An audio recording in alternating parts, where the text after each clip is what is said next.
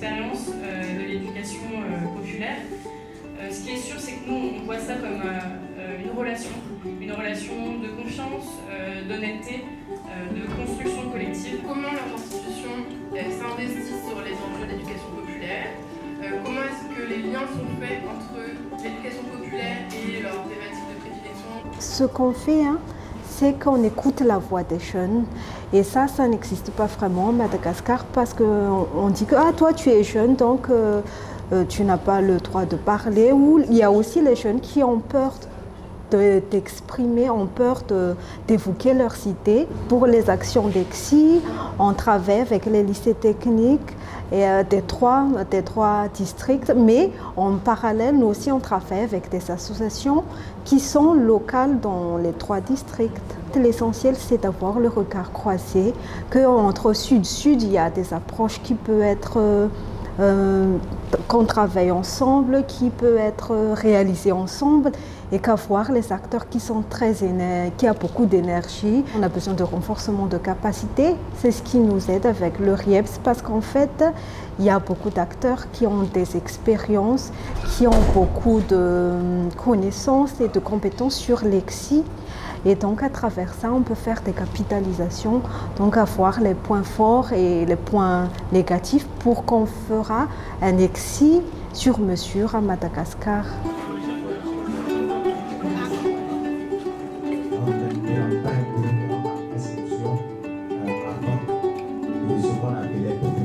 Pour nous, l'éducation populaire, c'est un moyen selon lequel les populations locales se mettent ensemble pour réfléchir, pour trouver des solutions à leur quotidien. En 2023, on avait demandé aux jeunes de s'asseoir et de se poser la question de savoir c'est quoi le rôle de la femme dans la société burundaise. Et il en est ressorti qu'elle est, elle est au centre de la vie dans la société burundaise. L'accès à l'information et de ce qui se passe ailleurs dans le monde, pour nous, c'est l'un des moyens les plus importants à avoir.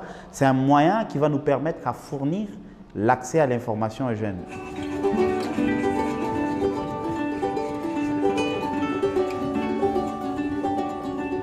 So popular education is, after coming here, I found that it is any kind of non-formal or skill development or capacity building of children and young people. A formal approach is too diplomatic. There is a lot of political interventions. There is a lot of discriminations happening on.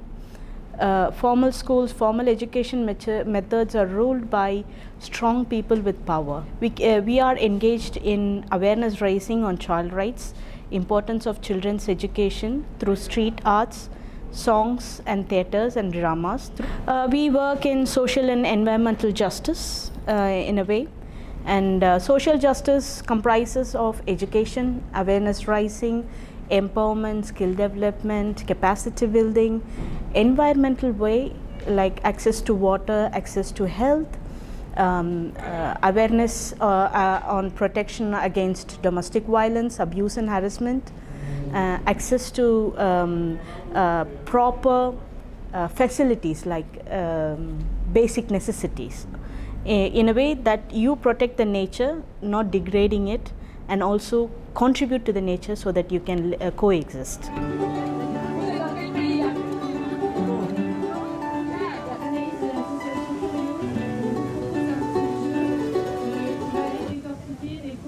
Sur le terrain, par exemple, chez nous au Togo, je prends un des collectifs avec lesquels nous travaillons, un peu plus au nord. C'est un collectif en fait qui met en lien les menuisiers qui font des ruches pour pouvoir mettre à disposition des abeilles.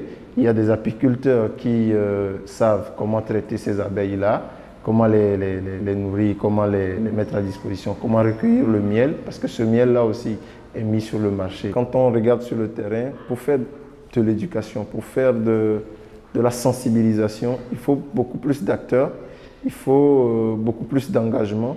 Et ce côté ressources humaines-là, nous manquons vraiment. Un échange de pratiques, que ce soit un apprentissage, que ce soit, je vais dire, une sorte d'imprégnation sur ce qui se passe dans les autres régions ou pays, En fait, c'est pour nous le lieu de pouvoir découvrir comment est-ce que les autres pensent l'éducation populaire aussi à leur niveau.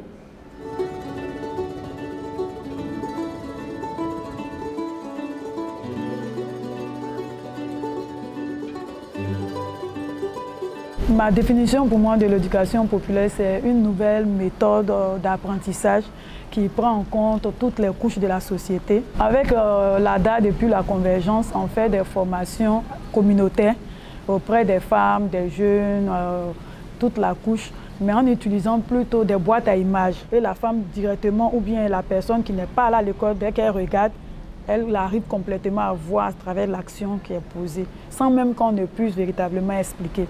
Également, ce que nous faisons à partir de ces images, nous essayons de leur parler en langue locale. Les enjeux aujourd'hui pour nous au sein de la DAD, c'est d'abord la ratification d'une convention qui n'a pas été ratifiée, qui parle des droits des filles travailleuses domestiques. Et puis au sein de la convergence, la lutte que nous menons, c'est l'accès des femmes à la terre. Cette rencontre, ça m'a permis de voir que notre pays n'est pas le seul pays qui vit certaines réalités, certaines difficultés. Ce que nous avons besoin, c'est un appui en termes de renforcement, un appui technique, un appui financier si cela est possible, bien sûr, surtout pour nous qui travaillons auprès des femmes qui aujourd'hui sont dans des zones vraiment accaparées ou bien qui travaillent avec des jeunes filles travailleuses domestiques. Du fait de l'accaparement, sont obligées d'aller à l'exode ou à la migration. C'est comment les aider à travers des activités génératrices de revenus pour qu'elles puissent rester dans leur région. Pour que celles aussi qui sont exposées à certaines difficultés, comme souvent les pollutions et autres, comment les aider véritablement à ne plus être exposées ou bien à ne plus être confrontées à ces situations.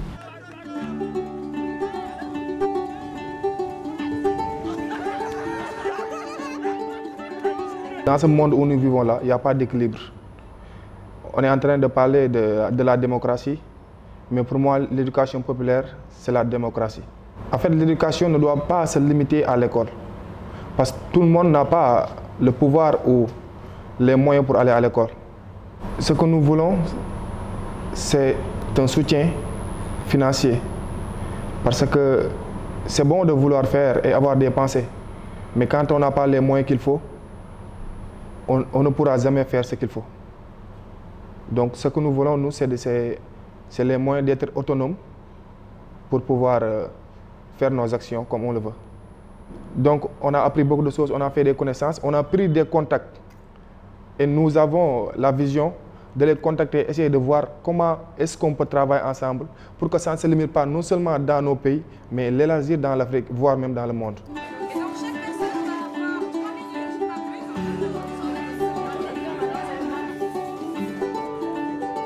Nuestra corporación se centra en las luchas feministas de agenda global y la agenda nacional. La apuesta fundamental está en la transformación cultural y subjetiva de quien hace parte de esas luchas. O sea, una lucha que no pase por el cuerpo, por la vida de cada sujeto, de cada persona, pues no es una lucha. Si yo no la siento, no voy a hacer ninguna transformación porque no siento que tenga que hacerlo, ¿sí? La crisis global de las economías que nos impacta enormemente, pero también las luchas y los conflictos por las rentas ilegales, y eso impacta los cuerpos y las vidas de las mujeres con las que trabajamos, porque muchas de ellas son rurales y entonces las despojan de sus territorios, las agreden, las abusan sexual, físicamente. Nosotros nos vemos en transformaciones en las que está el centro de la vida humana, pero también nos estamos pensando que la lucha por los no humanos, porque dependemos de un planeta que está en crisis y que está a punto de colapsar, y con el colapso del planeta colapsamos como humanidad. Necesitamos abrazos.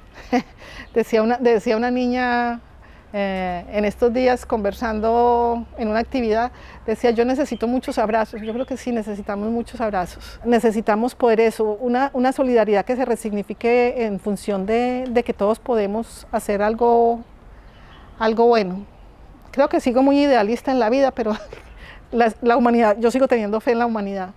El día que se nos pierda la esperanza, ese día creo que ya no hay nada más que hacer. Je suis une étincelle.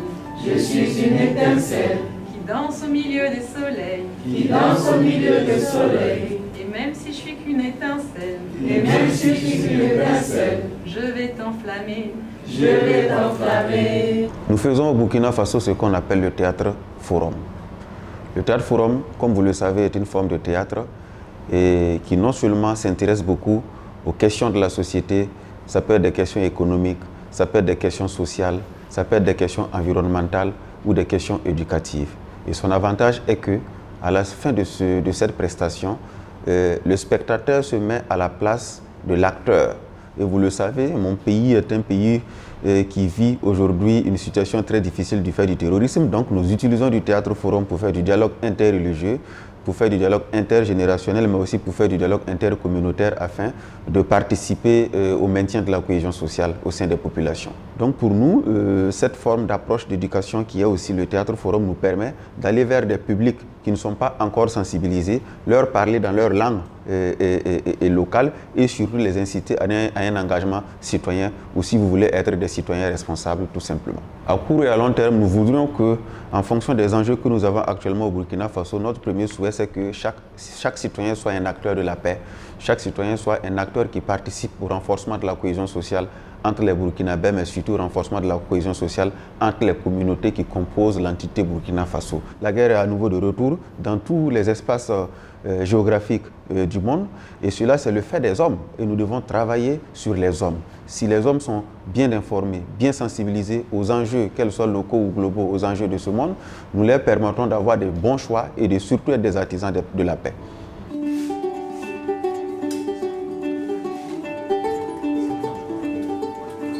La educación popular es una apuesta política que busca transformar la realidad, nuestras realidades a partir de la lectura crítica del mundo.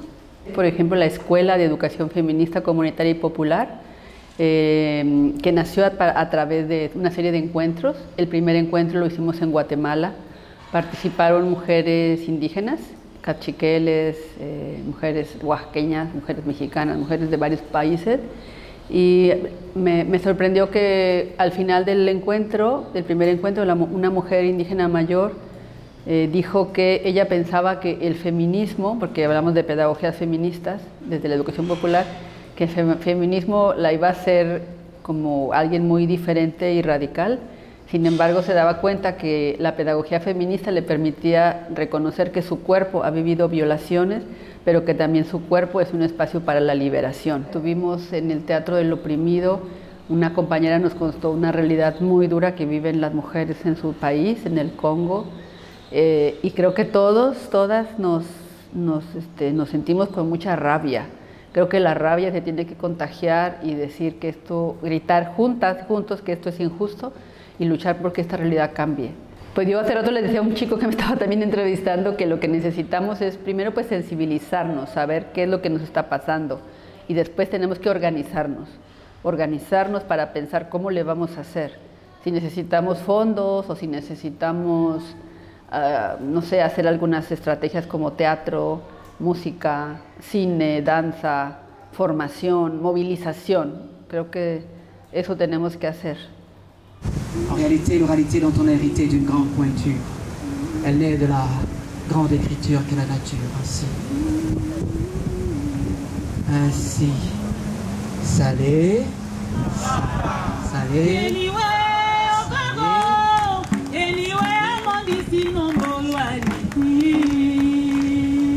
Je me présente souvent comme étant la voix, la plume, la parole. Une sage-femme poétique, passeuse de mots, coach slam du collectif artistique et culturel Lo Syndicat qui vient du Gabon, partenaire de l'association et réseau Reflet. Mon collectif Lo Syndicat et moi animons des ateliers avec les jeunes des quartiers dans une bibliothèque citoyenne. Au sortir de ces ateliers, nous faisons des concerts avec ces jeunes-là que nous montons avec eux, c'est co-construit. Ce sont des jeunes on l'appelle Grand Village, hein, c'est un quartier populaire autour du marché. Souvent, ces enfants-là ne vont pas à l'école. Si je réussis à enlever de la rue un jeune, j'ai déjà changé le monde. À long terme, c'est changer la société, gabonaise notamment et donc africaine et mondiale. C'est faire une nouvelle société de jeunes qui ont des valeurs positives, qui ont envie de bâtir, qui veulent sortir de la dépendance, de la lobotomisation politique, de l'aliénation et de ce que nous on appelle au Gabon le kounabélisme. Le kounabélisme, c'est le fait d'être assujetti en fait à un pouvoir politique. Ces rencontres internationales me permettent d'aller rencontrer les autres pour mieux me rencontrer moi, d'aller en fait être contaminé à nouveau, avoir une contagion de l'espoir, me dire que c'est possible. Il y a d'autres qui le font quelque part dans le monde, donc je ne dois pas me décourager malgré les difficultés, je peux y arriver. Dans l'unité, on va changer le monde. Je ne vous entends pas, on va changer